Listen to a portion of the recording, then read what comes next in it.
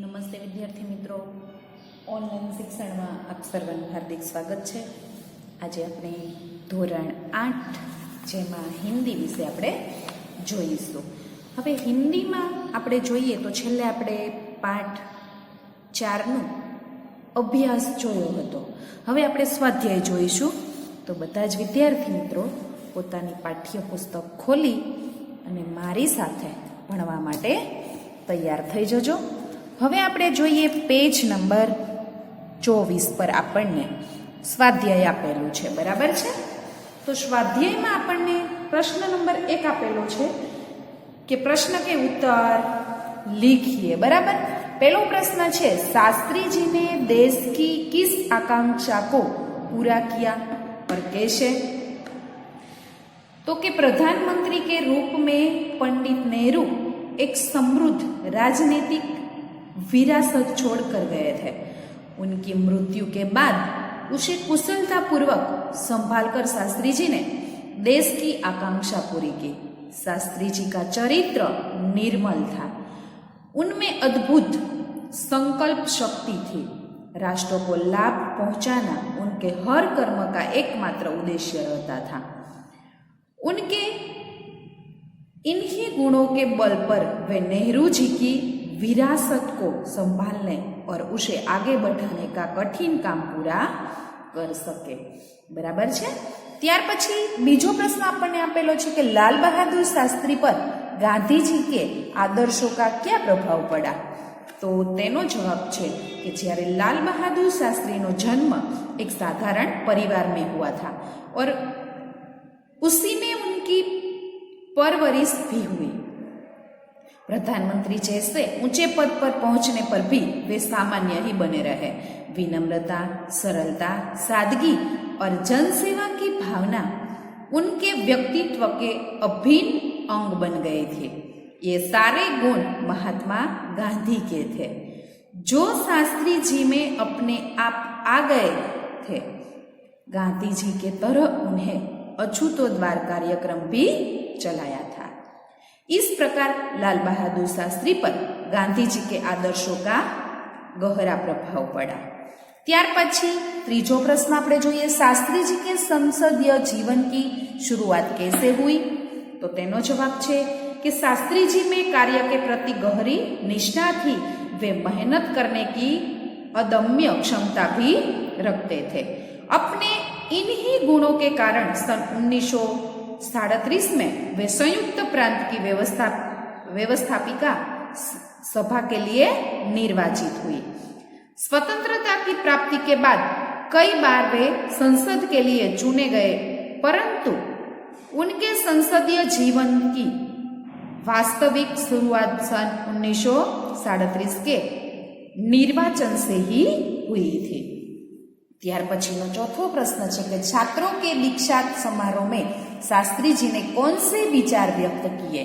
तो तेनो जवाब है कि अलीगढ़ विश्वविद्यालय के दीक्षांत समारोह में शास्त्री जी ने छात्रों से कहा था कि भविष्य में आप कुछ भी बने, लेकिन सबसे पहले आप इस देश के नागरिक हैं। देश का संविधान आपको कुछ अधिकार देता है, साथ ही आप पर कुछ कर्तव्य का भार भी डालता है। देश में प्रजातंत्र होने के कारण प्रत्येक नागरिक को निजी स्वतंत्रता भी मिली है। इस स्वतंत्रता के उपयोग हमें समाज के हित में करना चाहिए। इस प्रकार छात्रों के दीक्षांत समारोह में शास्त्री जी ने संविधान द्वारा नागरिकों को मिली स्वतंत्रता के सदप्रयोग के बारे में अपने विचार प्रकट किए थे। त्यार पछी आपणे जोईए प्रश्न नंबर 2 आपने आपेलो छे, जोवो के परिच्छेद में रेखांकित शब्दों के अर्थ शब्दकोश के ढूंढकर उन्हें शब्दकोश के क्रम में लिखिए। जो तेने आपणे शोधवाना छे अने शब्दकोशना क्रममां एने गोठववाना छे, बराबर। एनो अर्थ शुं थाय छे ए जोवानुं छे। तो अहींया आपणे आप्युं छे, जोवो लाइन करी छे ए ज आपणे जोवाना छे। तो रीड की, त्यार पछी अमिट, त्यार पछी आधारशिला, आगळ जोईए तो के खाद, पल्लवित, सौरभ અને સભ્ય, બરાબર છે? આટલા શબ્દ છે.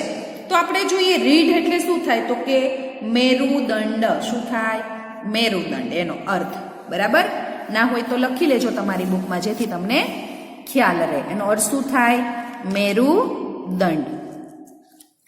ત્યાર પછી બીજું આપ્યું છે અમિટ. અમિટ એટલે શું થાય, તો કે અટલ. અટલ એટલે એક જ ધારું, આપણે કહીએ ને કે આ બહુ અડગ છે, સ્થિર, એટલે કે એક તમારી એકાગ્રતા. બરાબર? અટલ એટલે એકાગ્રતા તમારી. આધારશિલા એટલે કે નીવ. ત્યાર પછી ખાદ એટલે કે જમીન કા ઉપલા રૂપન बढ़ाने वाला पदार्थ. ત્યાર પછી છે પલ્લવિત.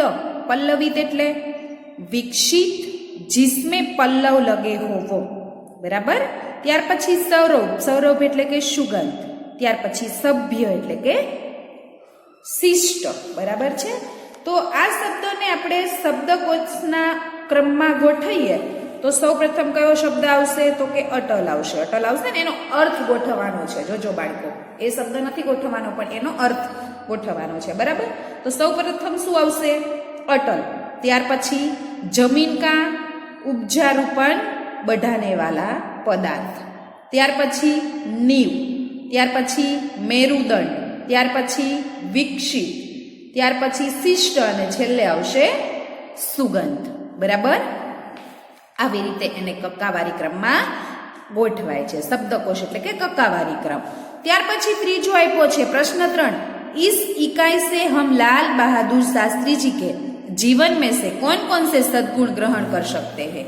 તમે લાલ બહાદુર શાસ્ત્રીના જીવનમાંથી કયા કયા સદગુણો પ્રાપ્ત કરશો. બરાબર છે?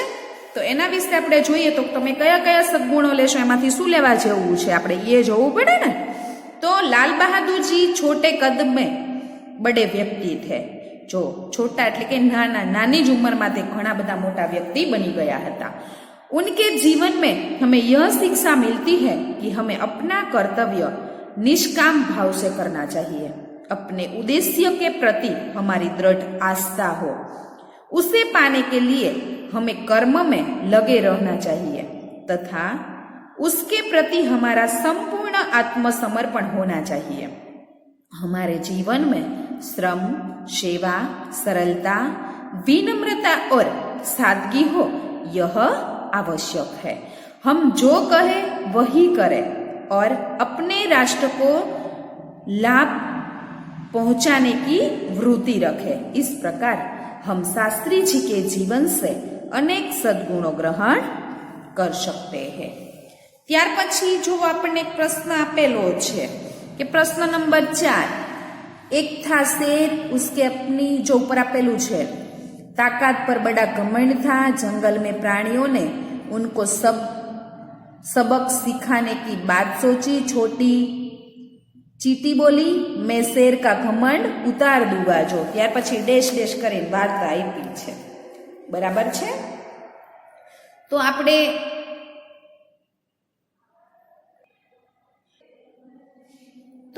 બનાવવાની છે વાર્તા. બરાબર? તો આપણે બનાવીએ તો કઈ રીતે બનાવશું, તમે કદાચ સાંભળેલી જ હશે. एक था शेर उसे अपनी ताकत पर बड़ा घमंड था, जंगल में प्राणी ने उसे सबक सिखाने की बात सोची, छोटी चीटी बोली, मैं शेर का घमंड उतार दूंगा. शेर એટલે सिंह.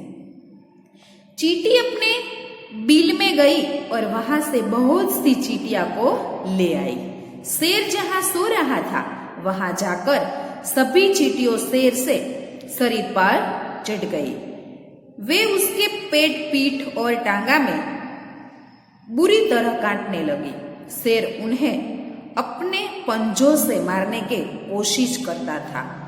तब वे उसके बोलों में छिप जाती थी, जो बालों में छिप जाती थी. थोड़े ही समय से शेर व्याकुल व्याकुल हो गया. उस चींटी ने उससे कहा, वनराज, इन चींटियों से परेशान होना आपको शोभा नहीं देता. आपको तो अपनी ताकत पर बहुत घमंड है ना. शेर ने कहा, चींटी बहन, मैंने तुमसे हार मान ली. अब मैं किसी अपनी ताकत पर घमंड नहीं करूंगा। मैं शेर हूं तो तुमने सवा शेर बनकर दिखा दिया। जो જોઈએ ને तो जंगल में प्राणियों की खुश होकर चींटी का विजय जुलूस निकाला। बराबर है ने? આવી રીતે એનું ઘમંડ ઉતરી જાય। આનો મતલબ એવો થાય કે ક્યારેય આપણે કોઈ વાત પર ઘમંડ કરવું જોઈએ નહીં। બરાબર છે।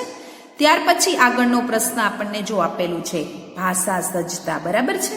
આગળનો પ્રશ્ન આ વ્યાકરણ આપણે પછી જોઈશું। બરાબર છે। વ્યાકરણમાં આપણે જોઈએ તો કે ક્રિયા વિશેષણ કોને કહેવાય, સંબંધ બોધક અવ્યય કોને કહેવાય। બરાબર છે। એની વાત આપણે આવતા વિડીયોમાં જોઈશું વ્યાકરણ। અહીંયા આ વિડીયો પૂરો કરીએ છીએ। જય હિન્દ, વંદે માતરમ।